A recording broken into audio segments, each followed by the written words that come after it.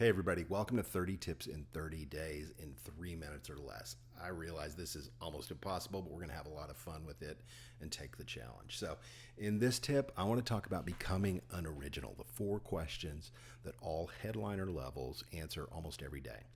Whether you're Garth Brooks, Taylor Swift, Queen, Van Halen, Journey, you answer these questions. You answer them one of 2 ways. One is instinctively and intuitively, or the other is mentally. You're conceptually making a mental decision to answer and go a certain direction. So this is super abbreviated from the full hacking music training, but I want to get this into you so you can begin thinking about it. So a bit about the ERC framework. The ERC framework is invaluable for artists and entrepreneurs. It allows you and your team to understand what has to be done to become an original in a business full of copycats. As your team grows, this ERC framework that I'm about to give you serves as a tool that allows your team to generate answers for yourself. So I want you to think of these as kind of steering wheels, handlebars that you're going to be steering and making little iterative changes throughout your career. And the home ground of this tip came out of Harvard in a book called The Blue Ocean Strategy.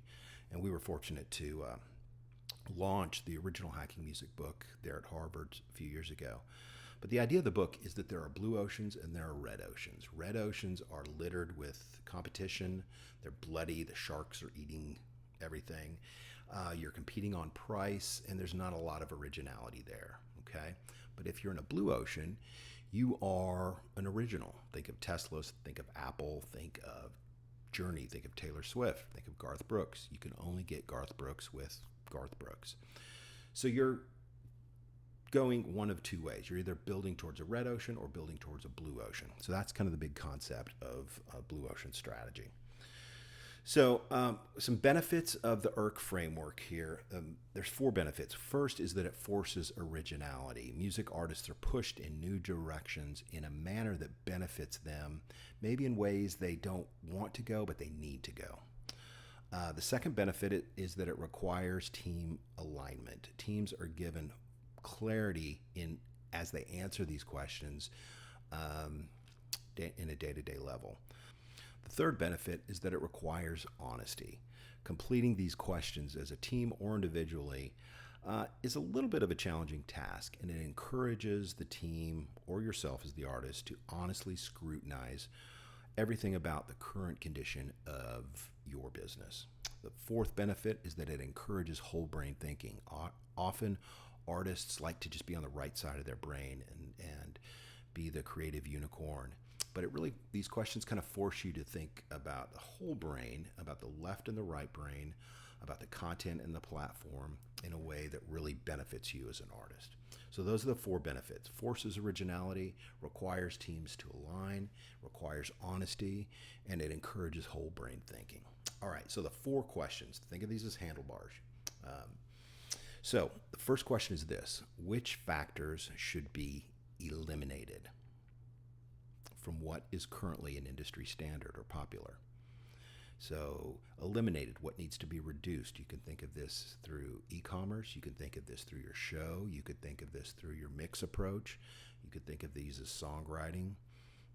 What needs to be eliminated? First handlebar. Second question is this: what factors should be reduced? What are we going to do less of? Well below what is currently an industry standard or popular for most artists.